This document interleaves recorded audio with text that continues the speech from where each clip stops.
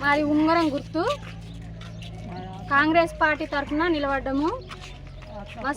ఆత్మకూరు మండలం. ఏ పదవి లేకున్నా కానీ అన్ని పనులు చేసినాం. మార్కెట్ తెచ్చినాం, వడ్ల మార్కెట్. ఈ వేరే ఊర్లో పోయి అమ్ముకొచ్చేది ఇదివరకు వడ్లు.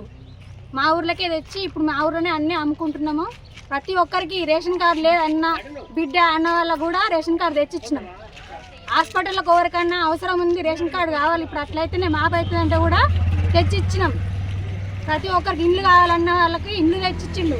ఇప్పుడు నిన్న మొన్న కూడా అందరికీ మా చేతనే సాయం చేస్తూనే ఉన్నాం. అందరికీ తెలుసు, ఊర్లోనే ఉంటాం మేము.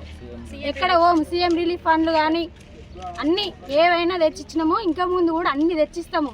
మాకు ఊర్లో స్కూల్ ఉండే, ఎప్పుడెప్పుడో వెనకటి నుండి ఉండే, అది మూతపడింది ఇప్పుడు. ఎందుకంటే ఇంగ్లీష్ మీడియం లేదు, దానికి ప్రహార కూడా లేదు. పిల్లల్ని పంపడానికి ఊర్లోనే ఉంది, అందరు ఇంటికి వస్తారని ఇబ్బంది పడుతున్నారు. ఇప్పుడు అవన్నీ ఏపిస్తాం. మనకు ఎమ్మెల్యే గారు ఉన్నారు, మన గవర్నమెంట్ ఉంది, అన్నీ ఏపిస్తాము.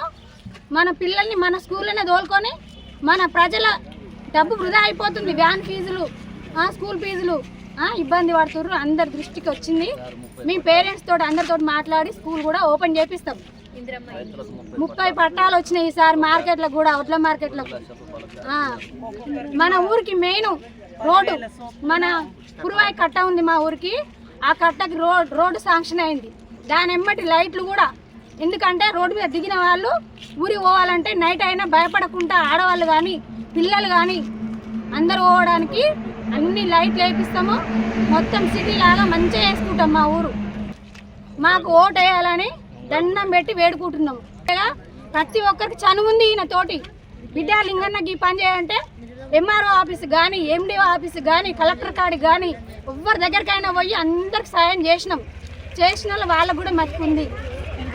అందరికి దండం పెట్టి వేడుకుంటున్నాం. ఉంగరం గుర్తుకు ఓటు వేయాలి, గెలిపియాలి.